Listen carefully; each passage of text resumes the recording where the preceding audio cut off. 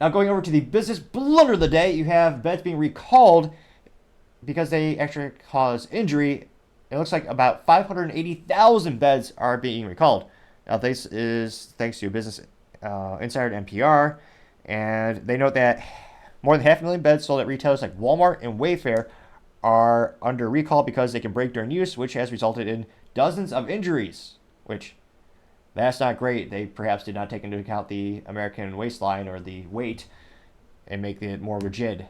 Now, they noted that the recall impacts several different models and sizes of upholstered, low-profile, standard, and platform beds from Home Design Inc.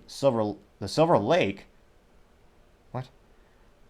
The Silver Lake. That better, with that name, that bed better float. But nevertheless, they note that Silver Lake, Indiana-based furniture wholesaler says it has received 128 reports of these beds, quote, breaking, sagging, or collapsing when used, including 36 unspecified injuries to date. Let's see here. Now, they note that consumers can identify if their bed is being recalled by checking the list of impacted models and corresponding part number, which can be found on both the CSBC's Thursday recall notice last week and the Home Design website. To receive the free repair kit, you'll need to email Home Design photos of your bed and proof of purchase, as well as the headboard's, quote, law label. The recalled beds, which were really manufactured in Malaysia, were sold at Wayfair, Walmart, and Overstock.com between July 2018 and November 2023, with a price ranging from $100 to $300. They also know that the recall impacts more than 527 home design beds in the U.S. and nearly 56,000 in Canada. And it is a little unfortunate to see more and more manufacturing defects due to low quality materials. And it is at the end of the day because there are certain price points you just kind of have to hit in order to have a product move in the United States. And the upside is there hasn't been any detrimental injuries, which again, that would be a kind of a high bar. That'd be highly improbable for that to happen to a bed. But still, to have people getting injured at all, that's definitely not good PR.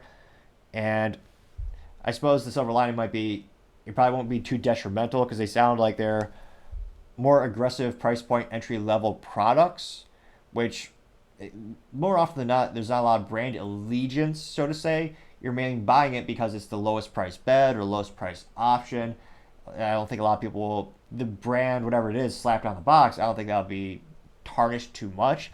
But at the end of the day, they still had a recall of over 500,000 beds because they didn't use the right materials, or in this case, perhaps they just didn't reinforce certain areas of the bed because it does sound like there's a quick fix, so they could mail you a kit to reinforce it. But still, to have such a big, massive recall, and it's even hitting some of the biggest retailers in the world, that's not going to make consumers happy, so they may even start to look elsewhere. So, needless to say, to design a bed that can't do the only thing it's supposed to do and have such a big recall for 500,000 units, that is certainly the business blunder of the day. Thank you, everyone, for taking the time to tune in today. Again, we're trying to get to 4,000 subscribers by the end of January, so click that button. I greatly appreciate it. Also, leaving a comment and a thumbs up or a thumbs down is a great way to give me some additional feedback, letting me know how I can make the show better and better. Lastly, don't forget to take time to tell your family, tell your friends, tell your coworkers, heck, tell your enemies, tell anyone and everyone. Just stay safe and fight the good fight.